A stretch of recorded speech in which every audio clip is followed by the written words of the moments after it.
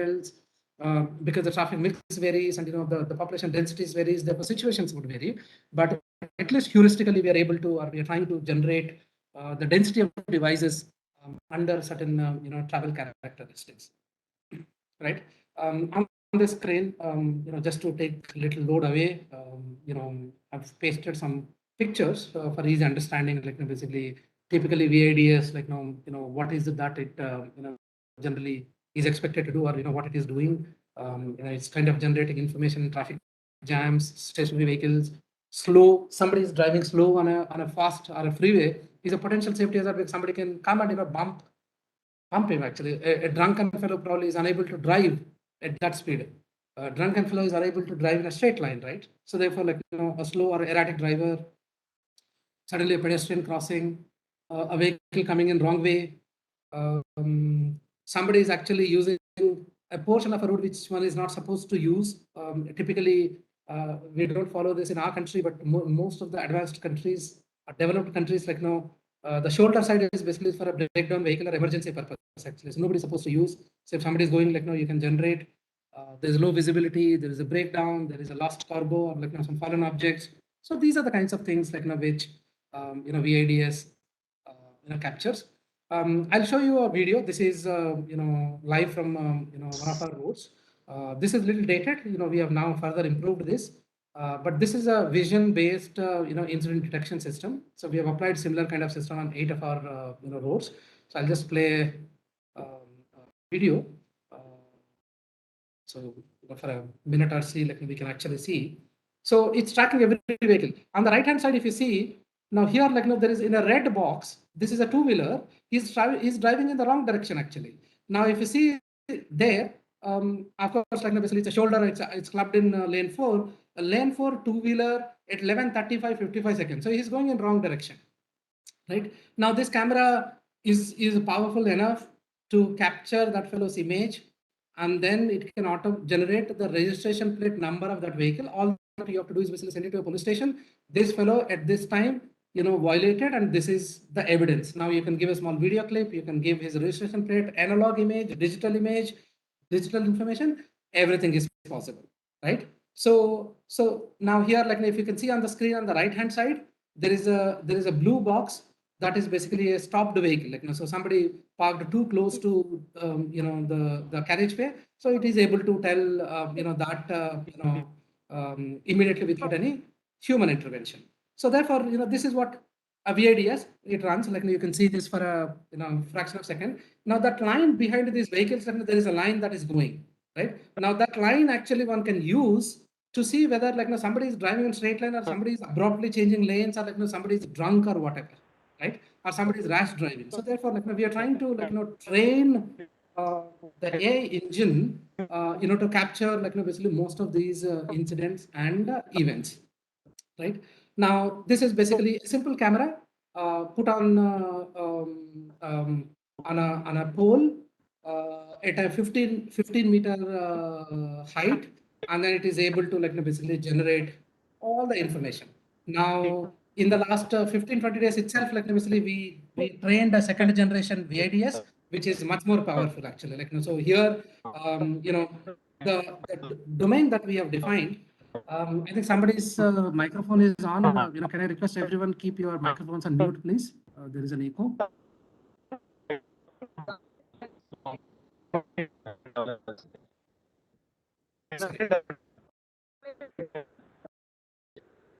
Sorry. Can I request everyone to keep your microphones on mute, please?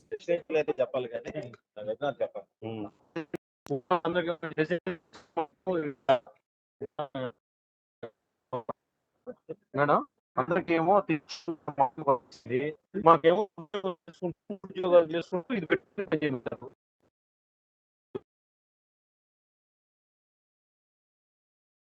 Yeah, sorry. There was some disturbance. Somebody was speaking. Okay, so that's the VIDS. As I said, generally these cameras are positioned at about 15 kilometers. These have IR sensors. So for about 125 meters in the night time also, you can analyze these images very clearly. During daytime, you can analyze up to 200 to 250 meters. And as I mentioned, these cameras are becoming more and more powerful. So therefore, today, if you're talking about 150 to 250 meters is the range of this camera for analyzing data, in the times to come, probably, that may, or we may have multiple cameras at the same place and, then create a 3D, spectrum of that entire area and, basically, increase your ability to, detect events.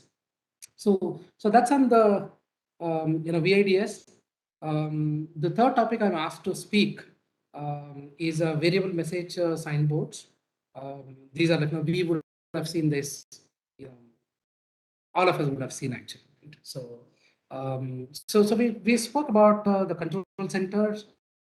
We spoke about the various components in the field which are generating data. We have gone over one or two of them. I think in the next 5-6 days, the other speakers will speak on maybe on the other components, which are the speed measurement system, what are the new things, and how do they function, and what do they do.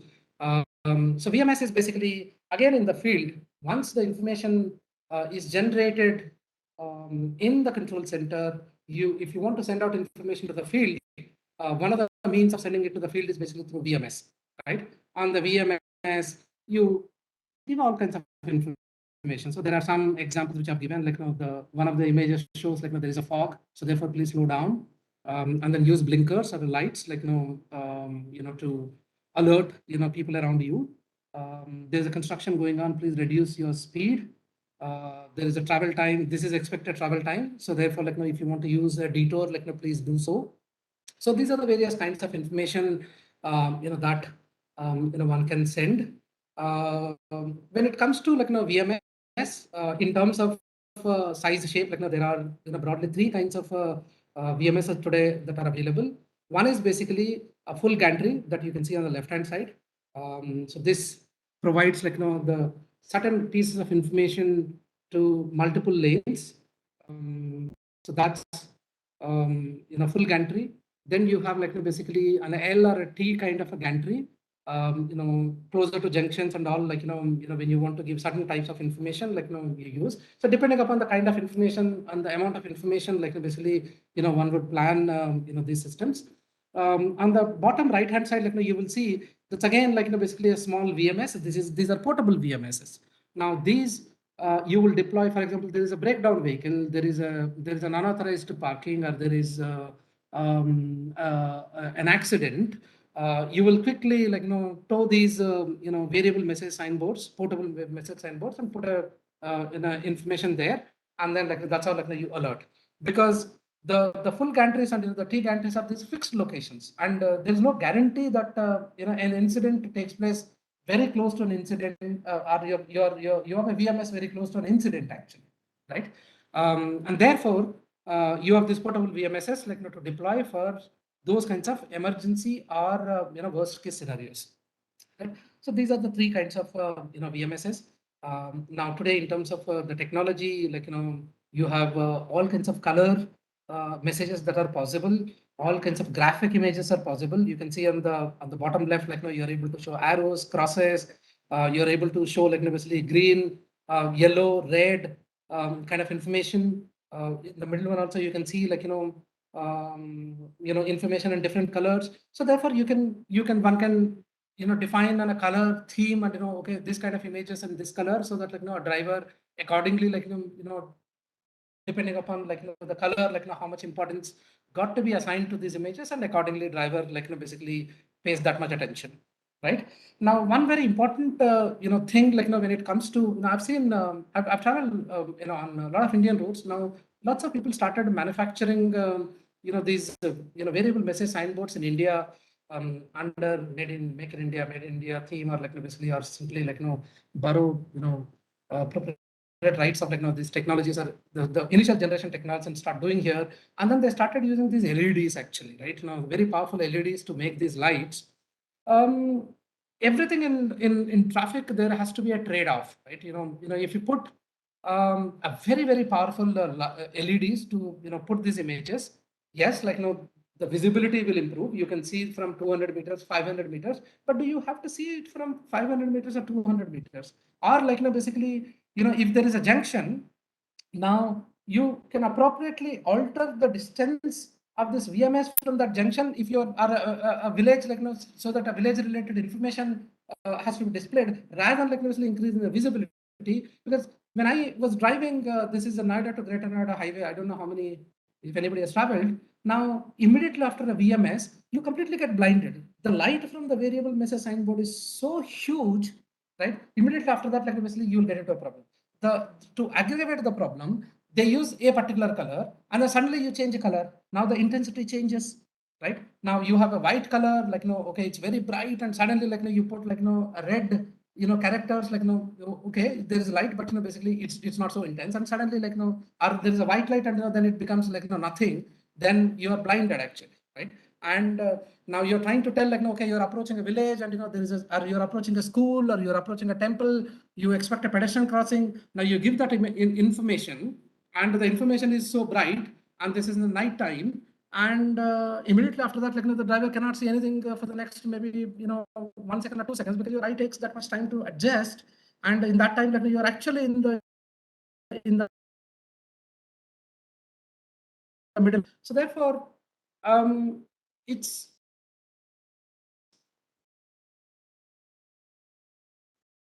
thing like we just have a paper, and we just go and implement, right? So therefore, like basically it is a science. While we are talking about a system, there is a whole lot of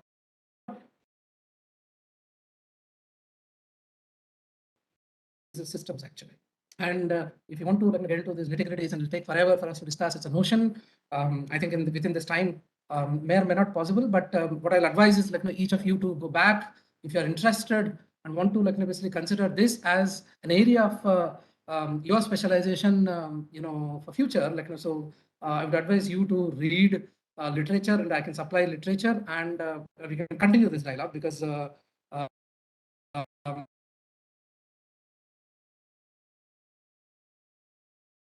that is very poorly understood, and that is very poorly considered in while actually configuring these systems, right? Now we'll get to sir. these are very, very interesting things. Sir Yes, sir break कर लेते 15 minute का sir break okay, sir break कर लेंगे sir 15 minute का sir हम भी join कर लेंगे सर 11:35 में sure, no problem. Okay sir thank you so much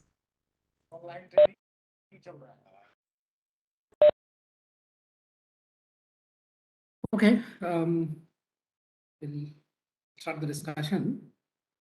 Yeah, so this is the final section in this presentation. So then after this, I'll open it for question answers, or discussion, or like or if you want maybe further views on any particular component or topic, like that we can take up.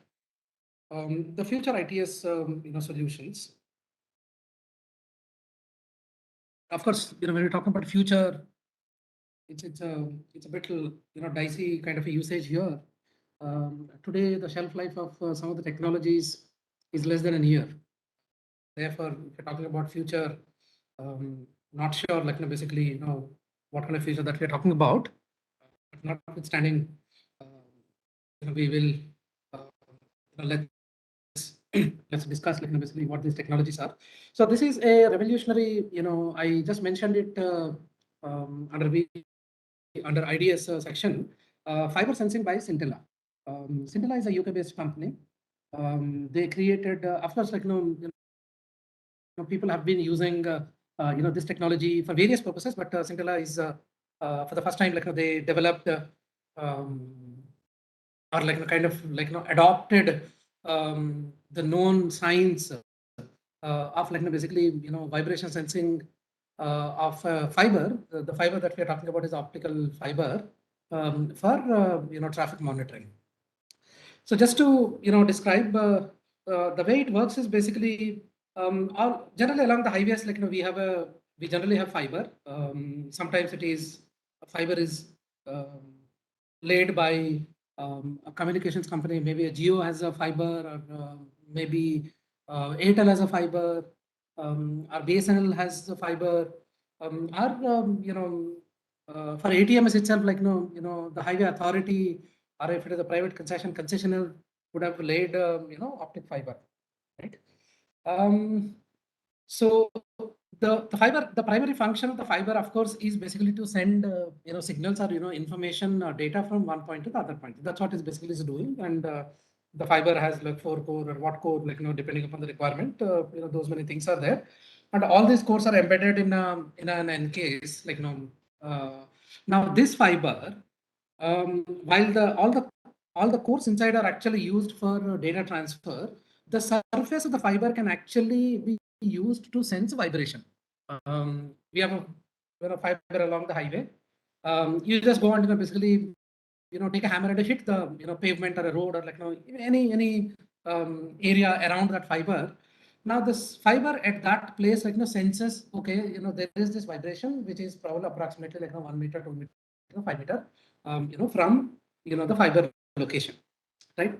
Now when vehicles go, the tires are actually are creating these vibrations on the surface. Now the question is basically, can we catch these vibrations?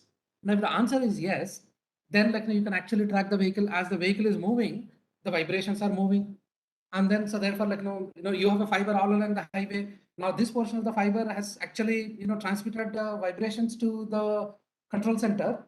After a second, probably 4 or 5 meters away, after another second, another 4 or 5 meters away. So therefore your vibrations keep moving, and with that basically you can actually keep tracking vehicles. So this technology precisely does that.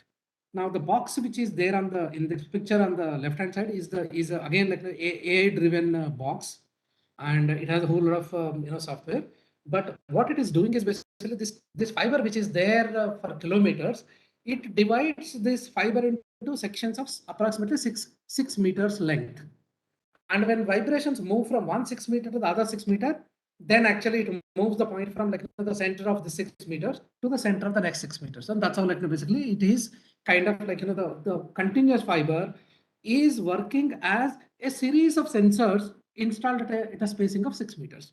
And with that, we are able to track the vehicle. The moment you are able to track the vehicle, we know whether if the vibrations are moving in one direction, okay, the vehicle is going in this direction. If the vibrations are moving in the opposite direction or in a closer to the box they're coming, then the traffic is actually moving in the other direction, right? Now with this, we can find out the speed of the vehicle also, whether somebody is over speeding. So therefore, a whole lot of traffic parameters can actually be collected by this method. Now, what's the big deal about this method, right? The big deal is it does not require any additional cost. Other than this box, there is no additional cost because the fiber is already laid for some purpose. Either it is for ATMS or it is for communication, for transmitting communication signals. So fiber is already there, and that can actually be used as sensors laid at every 6 meters, and therefore so that's a secondary benefit of that fiber, right? That's the first thing.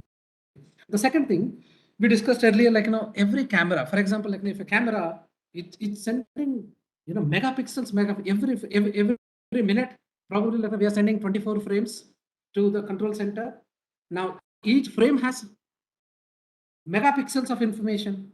Now all this information got to be sent to control center, that got to be analyzed, and therefore the huge amount of energy as well as effort to capture the data and analyze the data. So the video image even today it is much better when compared to a year, 2 years ago, but it's still is very computation heavy, right? Now that's point number one. The second is basically the cameras, for example, there is fog. Now you can't see anything, therefore it cannot see anything. There's a heavy rain. Those are the disaster kind of times where you want to see actually what's happening on the road. Unfortunately, you can't see, right? Now camera, cameras are prone to theft. Camera need to be continuously be supplied power. If you don't supply power, there's a power failure, it doesn't work. And then also if you have, as I said, if you need for incident detection, one every 250 meters, if I need a camera, every kilometer 4 cameras, and if it is a 50, 200 cameras of powerful, basically, data capture cameras, right? And running these cameras is a humongous effort, and its operations, its maintenance, it's a humongous effort, right? Now this cable, which is laid for a completely, could be for a different purpose, can be used continuously. The other thing is basically, for example, we have cameras at every 250 meters. One camera has gone bad for whatever purpose. So the least count in that becomes 500 bits. If anything happens in between, like then we will lose that information. Whereas here, the fiber is working as a sensor at every 6 meters. So therefore, like we are in fact able to track every vehicle. Even if somebody stops somewhere or somebody decelerates and accelerates at any point on the road, you can actually capture this information. Now, the other benefit, for example, somebody on our roads, like the encroachments are very, very common. Of course, if there is a camera, we can catch that in an incident detection system also. But when somebody is encroaching, somebody is doing some work, somebody is dumping some material, somebody is excavating some material in our ROW, all of that can be captured and immediately it can basically send out information to control center. So therefore, this is something which can coexist with cameras. And therefore, what we can do is we have this fiber and it's giving all this data, and then we can reduce the number of cameras and put them only at necessary locations where I would want some additional or add-on pieces of information, right? Or otherwise, both of them are there, to that degree, and there is an improved reliability of the system. So therefore, that is net basically the system. It is using an existing fiber optic cable to sense vibrations, and thereby basically we are doing this. Now, people who studied traffic flow theory for a subject will understand the diagrams at the bottom, right? These are like X-rays, right? Each that blurred line is a vehicle, right? And on X-axis, you have space, and on Y-axis, basically sorry, on X-axis you have time, and then on Y-axis you have space, and therefore the lines which are coming down from left to right is basically is vehicles traveling in one particular direction, and we would have all of us would have studied, most of the people on the call, I'm presuming that engineers, you would have studied physics, a vehicle which is moving with a constant speed or an acceleration or whatever, or a constant speed, the time distance diagram is basically the straight line, right?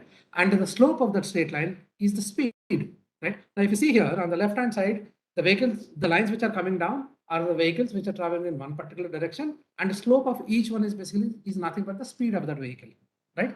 And the vehicle, the lines which are transverse to that are basically vehicles in the other direction, and their slopes, of course, are basically their speeds, right? So this is how. And if you study a book like Traffic Flow Theory by Donald Drew and all, most of the traffic theory is actually explained by these diagrams, which are called time-space diagrams. So therefore, that box which I have shown in the previous slide, using this fiber optic cable, is actually generating these lines, and from that, basically, it is inferring. If you see on the right hand side, the lines come and suddenly basically the lines stop there, right? Now that is basically because there might be an accident, and therefore there is no movement there. Suddenly basically they just come and basically the line becomes stationary, right? And if the lines are becoming okay, they are at a particular space. Now suddenly in a particular location, the spacing between the lines becomes short, smaller and smaller. That means basically the congestion is increasing, right? The speed goes down and the concentration of lines increases, and therefore which one can then infer that basically okay, there is possibly a congestion here. So therefore this method uses the advanced concepts of traffic flow theory and the fundamental equations of traffic flow theory, and is actually estimating a whole lot of parameters related to traffic. And of course, the discontinued lines are stationary lines, of course, indicate that either something has stopped or something basically is not moving, right? So this is a dashboard, and as I mentioned earlier, this is we have applied this on one of our roads, and this is the first application of the system anywhere on earth for traffic management, actually, right? So it's a pilot we are running, and the results are phenomenal. So I'll run this video now. If you can see this small vehicles, every small vehicle on that the lines at the bottom are basically the time space diagrams, and the entire traffic is shown basically by each vehicle, actually. And in the previous, maybe I'll take it a little back. You can see here, each of these vehicles actually are moving on the road, right? And as they're moving, these time space diagrams basically niche, they keep moving, right? And you can actually click on a vehicle, and on that highway you can drive with that vehicle continuously. You click on a vehicle like this, and it gives you its lat long, its speed, its direction of travel, and that vehicle keeps moving, and then you can continue to travel along with that vehicle in the control center in real time, and then can actually measure all the parameters of that vehicle, like, how many times he has decelerated, how many times he has accelerated, how many times, like, if he has parked, stopped, everything, right? This is the next dashboard. It prints the flow. Flow is basically, the number of vehicles per a given time. That's how, like, the traffic volume, the PCUs per hour, PCUs per minute, PCUs per second. So therefore it gives, on the dashboard, you can actually monitor, see, by sliding this from one end to the other end, you can actually see the entire speed profile on the highway, the traffic volume on the highway, right? The density of vehicles on the highway. So all of these, like, will come automatically. And as I said, like, this system is independent of weather. Like, it can work in, if it's raining, it's foggy, it's hot, it's cold, in all weathers it can work. And as long as fiber is working well, like, it can work. And there's only one component, which is that box, and there's nothing beyond that. So therefore it is a very lean system, does not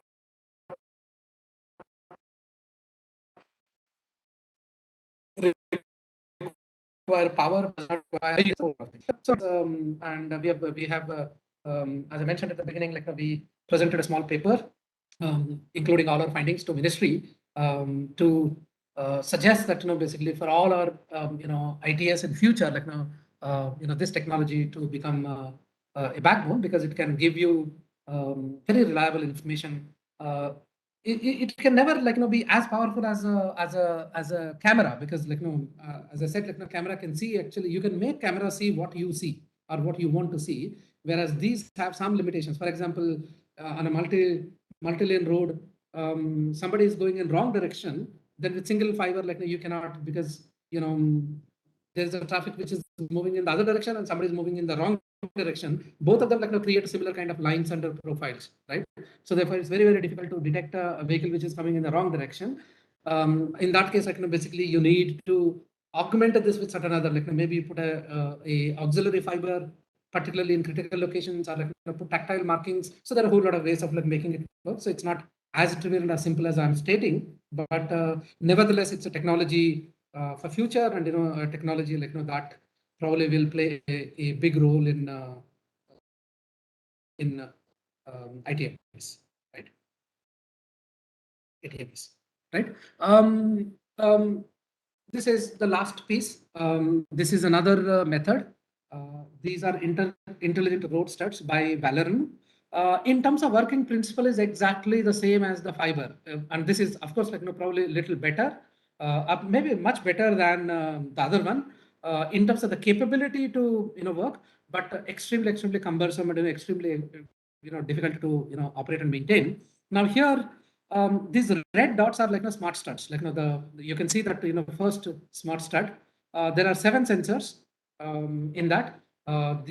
It has a weather sensor, it has acoustic sensor, it has, like, electromagnetic sensors. So therefore, like, it has 7 different kind of sensors and devices, and it has RGB, like, red, green, and blue, right? So now, for every lane, we need 2 rows of sensors. Like, so if there is a 2-lane road, we have 1 row of sensors on the shoulder on one side, 1 row of sensors in the middle, and the other row of sensors in the other side of the shoulder.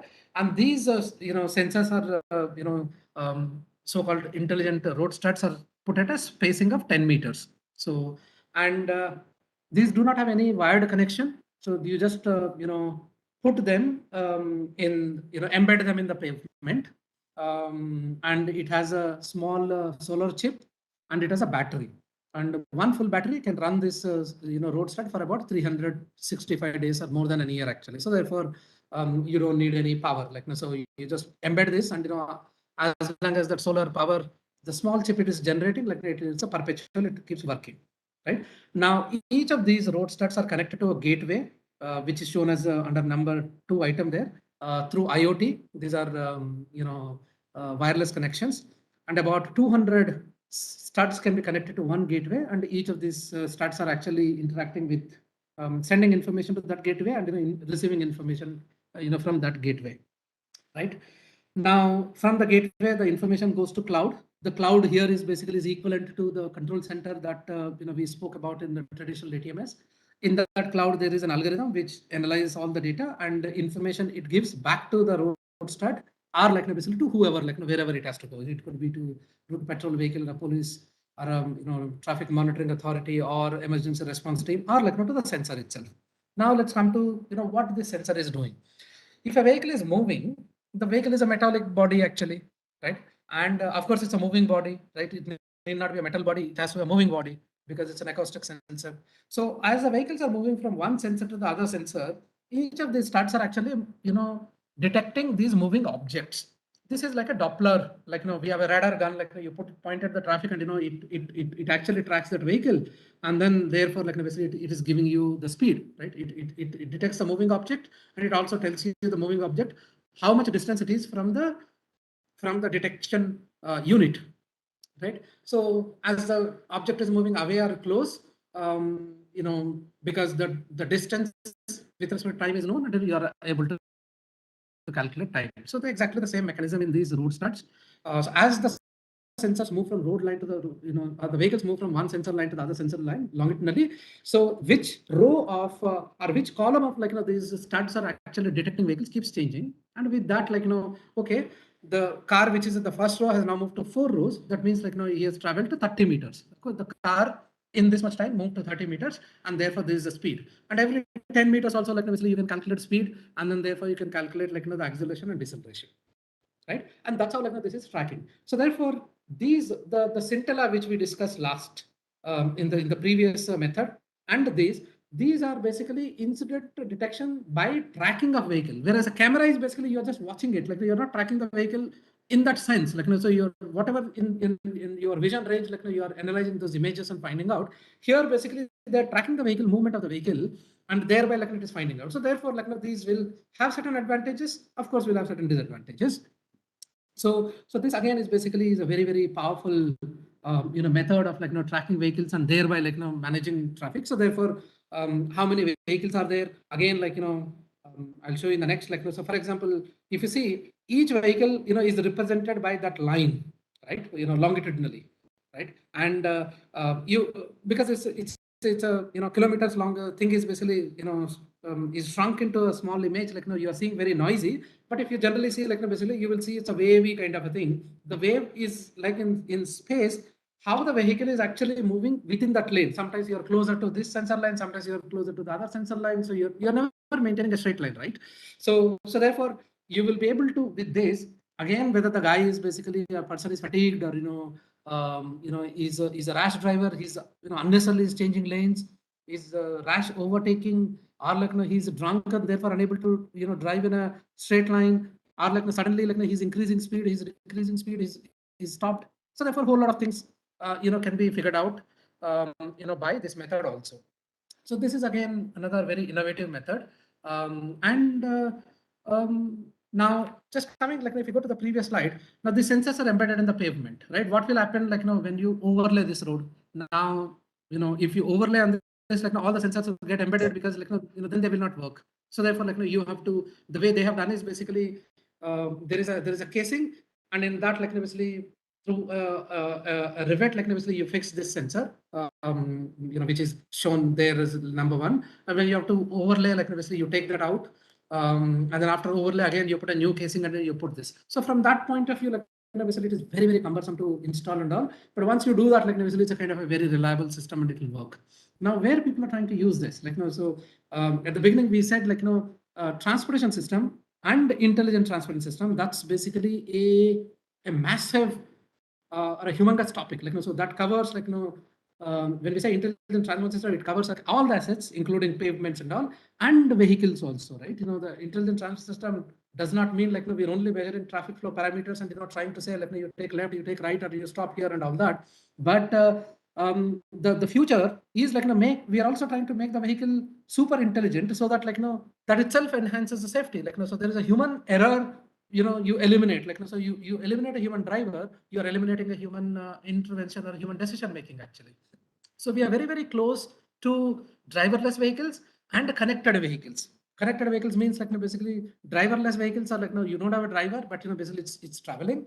Now, connected vehicles are the driverless vehicles, and they're also like, talking to each other, like, basically sending an information, like, I'm now, okay, I have, say, for example, there's a traffic stream. Now you see like, okay, for the next 250 meters, I see like, clear, there is nothing.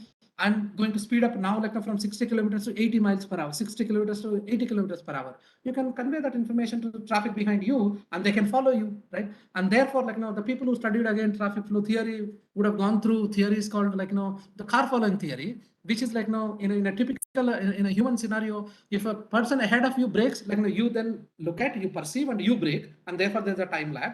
And if a person ahead of you accelerates, like, you, so therefore that is basically, you lose that key, moments of time, and it will have an impact on the safety as well as the traffic flow. Now, if all the vehicles are connected, now it can be like a train. All the vehicles are together accelerating and decelerating. That's a beautiful scenario to imagine, right? So therefore, some of these systems, while they are, they can function the role of, the enhancing traffic safety and, the traffic flow, but can all from a highway traffic point of view, they can also tomorrow, or they will also tomorrow will become kind of components, or like, necessary elements for, these connected vehicles and, driverless vehicles actually. So because these sensors can define the highway very well, and, the vehicle is like, now, because electromagnetic and acoustic, like everything that is required by a vehicle is there. Like, so you're going closer to a sensor, like it'll say, okay, adjust. Then all that you need is a fuzzy inference algorithm, which is constantly trying to keep you in the middle,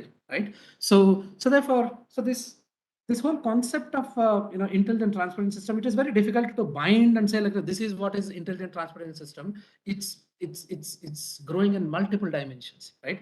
So therefore, Valorant is another method, like, sensors. Probably at some stage, like, they will, they in fact are in touch with us, like, they want us to, put another pilot in some other road, but these are very, very expensive.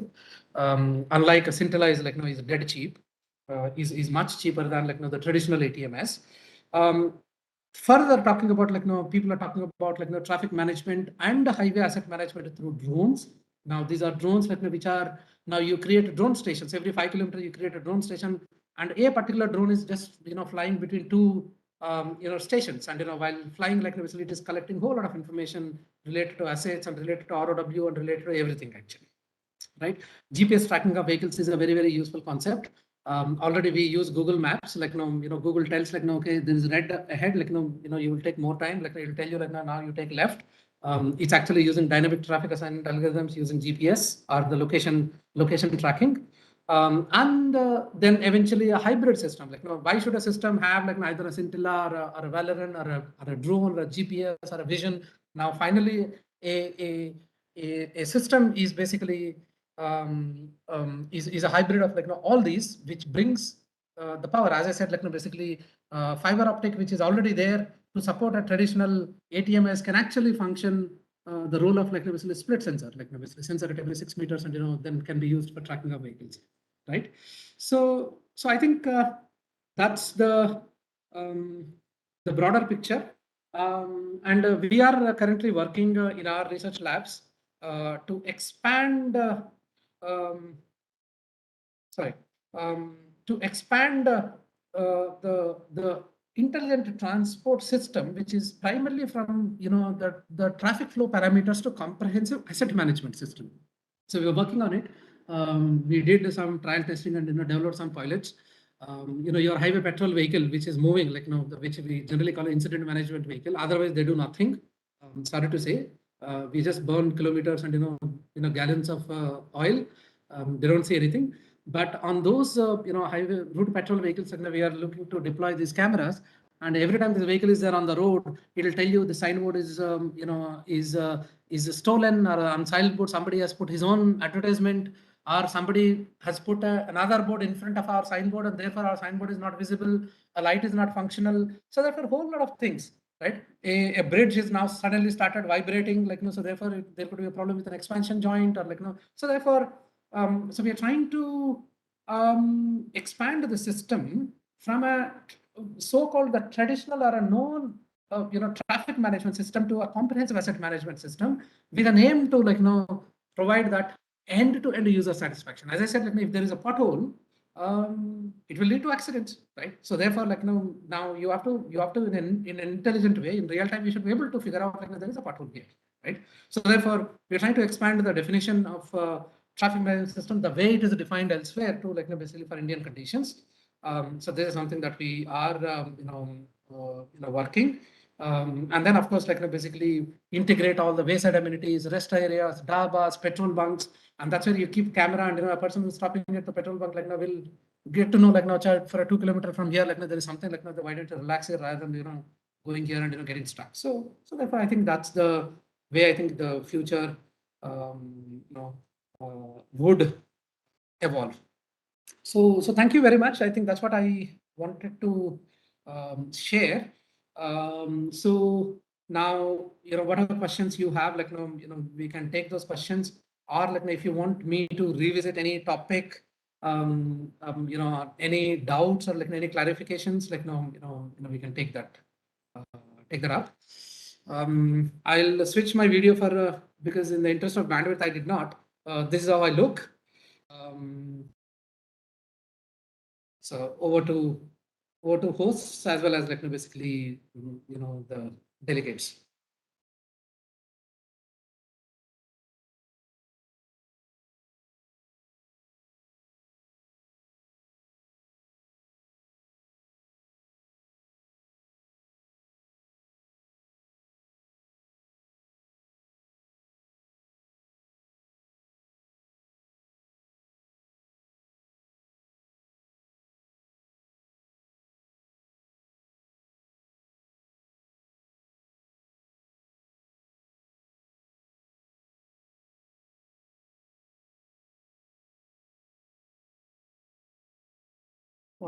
Now the participants are requested, if they have any questions or any doubts, please ask your questions, please. First of all, participants are requested to unmute their mic, then please ask their questions.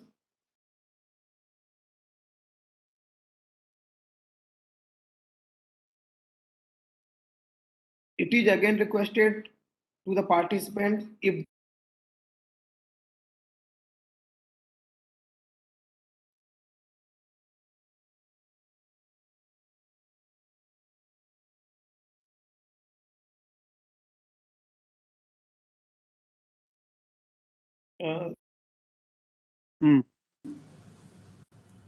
Hello, from the participant side. sir. Namaskar. Hello, Yes, please, we can hear you. sir. Actually, regarding Sir, this I think that ECB. there is no question. No, sir. I am asking, sir. So now Hello? we can conclude this 2-day session. No, sir. I am asking, sir, one question. Yeah, Hello? please, I can hear you. I Please, think that please pose your question. participant will Sir, get the regarding this, benefit from your lecture, regarding sir. this, So regarding now this from ECB. these words, now we conclude for 2 days. No, Sir? looks like there is a question. Somebody wants to ask a question. So I can hear him. Sir, regarding this ECB, one concessionaire, they are questioning that ECB are to be provided only at the black spot. Telephonic black spot, or Yes. cannot be provided at telephonic black spot. So that's what I wonder, because normally these ECB are to be provided 2 kilometer alternatively on edge of the highway. Yes. So they are questioning about this telephonic black spot. So I tried to find out what is the definition of the telephonic black spot, but still they are, arguing with that. So any solution for this, sir? Yeah. So it's basically as I mentioned, during the course of this lecture, the intelligent transportation system started with two components. One is basically, this was started, I think early 90s in US. One is basically emergency call boxes. Second one is basically ramp control systems. If there is more traffic on a highway, automatically, it will reduce the flow of traffic from ramp into the main highway so that it does not add to the congestion. So these are two components. And at that time, there was no other way of communicating. So therefore, if somebody has a broken down vehicle somewhere in the middle of, forest, there's no way like you can convey, like you are at the mercy of a fellow traveler who should see you, and basically then at the next station you should stop and go to a phone booth, and then they said that so and so person is stuck there, and so that was a complexity, and so therefore ECBs came at that time. Yes, sir. Initially it was at 5 kilometer spacing, and then they said like 2 kilometer spacing, staggered, all kinds of things. Now ECBs have to particularly from Indian context, like there are two elements to it. While it can be a, like for example, we always have an appendix, right? We have a at the junction of like smaller and bigger interstates, we have an appendix. It's a Yes, sir. useless component for us now, but basically God has given it and we live with it, right? So now ECB, if we have, like there's no harm, like basically we can always have, but now that every person has a mobile, therefore like basically the requirement of ECB is no longer there, because we have 1033, like which is Yes, if you have sir. any problem on the highway, you can just call 1033 and immediately, even at 12 in the night, like they will respond to. So therefore you can call from your mobile 1033 and exactly tell like what your problem is, and you don't have to actually come out of the vehicle. For example, somebody's vehicle has broken down at some in the middle of two towns or two settlements at 10 Yes, o'clock sir. in the night. It is physically impossible for a person to get out, because you're not sure of basically from a security point of view. In fact, in this presentation I mentioned, in addition to all the traffic management, the security of a road user, which Yes, is sir. basically because if you have a camera, like everybody is aware of, right? So therefore now if we have the 2021 circular of ATMS, like basically removes the provision of ECB if there is a mobile cover. Now the mobile cover, now we also know like basically all the mobile connections today are basically kind of connected, right? So for example, in a particular area you have Vodafone, you have a Airtel, but like basically there are interlinkages, and one can provide support to the other. Like if there is a black spot, if there is another, if in a particular area, if no provider is there, you cannot. But in most of the regions, you have this, interoperability as well as a connectivity. So therefore, if there is any mobile signal in any particular area, the circular says you don't have to have necessarily an ECB. Right? Yes, sir. That's the current circular. And on top of that, if we read the 2021 circular, now let's say like there is a 50-meter section or 100-meter section, there is no mobile connection of any provider. Yes, right? yes, yes, sir. Now, as per the new circular, no problem, because I have the PTZ camera system and CCTV system that we are talking about should have like basically inch to inch cover of the entire highway. So therefore, like so even though there is no mobile thing, now your CCTV system can actually view the entire highway, right? Now what we are trying to develop is basically now in the highway patrol vehicle, like basically we are moving a vehicle. Yes, sir. In fact, we are now trying to develop a system. If you have like for a 50 kilometer, say, let's say the radius of your visibility or the resolution of a PTZ camera is 1 kilometer. So therefore, you need one PTZ camera at every 2 kilometers, because if you have a camera at 15 meters, you're able to see 1 kilometer this side, 1 kilometer that side, right? Yes, and yes, therefore, sir. like basically at the third kilometer, if you have then you can see 1 kilometer here, 1 kilometer there. So therefore, the sub continuity happens. Now, what we are trying to do is in the control center, your PTZ camera automatically they're programmed. So it starts from 0 and it keeps like basically at a defined speed. You can define that speed. It keeps changing the focus, and you can actually see the entire highway. You want to see a 50 kilometer in 5 minutes. You want to see 50 kilometers in 1 minute. You can quickly scan actually. So therefore, so we are working with so many of these methods. But to specifically answer this, your question is basically if there is a mobile connectivity of any mobile, and because all these mobiles and everything is connected now, so you don't necessarily require an ECB. That is a provision in the 2021 circular. No, but sir, actually this project is, I mean, prior to 2021. So, I mean, No, as per the contract. as per the contract, then you need it. So you can't. Then as a regulator, you can ask for a. Of course, unless the concessionaire is coming up with some phenomenal technology which he can demonstrate, like basically it should classify under, or it should come under negative change of scope. Exactly, sir. Well, alternatively, whatever he is not providing, as Yeah. per that 2 kilometer criteria, then that Yeah. much quantity has to be descoped from the. Yeah. I mean, negative change of so, scope has so to be. just to clarify on this, sorry, like no, I'm a little sorry. Actually, 2021, and there is an intermediate circular in 2016 also. Even in 2016 also, it was provided. So therefore, all the concessions post 2016 will be eligible for the ECB waiver. Otherwise, before 2016, I am not aware of any circular which is giving you Waiver, exemption. waiver. Yeah, Okay. waiver. Yes. Yes. Oh, sir. Okay, sir. Okay, sir. Thank you, sir. Thanks a lot.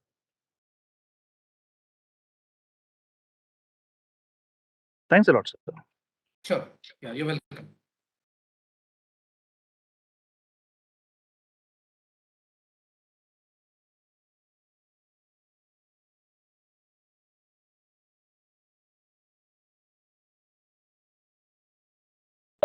Okay, so it looks like there are no other questions. I think the IHE already requested at the beginning. I keep talking on. I keep speaking on a lot of these topics, which is travel demand estimation, intelligent transport systems, next generation systems, pavement maintenance management systems. My request to all the participants, whatever views that you have, if the because I keep regularly attending these sessions, whatever your views, like whether it's too fast, it's too technical, yeah, it's you consider that it is useless, or it's irrelevant, relevant, good, bad, ugly, do let me know, because I can then consider your suggestions for future, because as I said, like this is an open-ended subject, like so there's no end to this, like I was this time when I was in US, I was kind of phenomenally surprised to see this high occupancy vehicles, like the system automatically is figuring out like whether the two people are like less than two people, and then automatically penalizes, so that these people who are not high occupancy vehicles cannot come into the special lanes, right? So therefore there's a tremendous evolution, and I've seen some very latest advancements in ramp controls, which are like for the first time vision based. Earlier, generally, they used to be a loop based. So there are lots of things, a lot of changes, and therefore one may, depending upon like how much of material that you already read, somebody may find that this is trivial, this is very elementary, or somebody might say it's very complicated, because there are people of different backgrounds, and therefore I wanted to cover like from the basics to some level, but just on a neural network, like basically we can spend a whole day, and still we may see like it's not sufficient, because some of these are like a full a full semester courses. A neural networks application for anything is a full semester course in most of the institutions. So therefore it's very, very difficult to cover like basically what it contains, how it works, what's the power of it, what all is being done till now, what is all that's going to happen. It's an ocean actually. So I'll request your suggestions so that I can consider them for future. Thank you. Thanks all. Thank you, sir.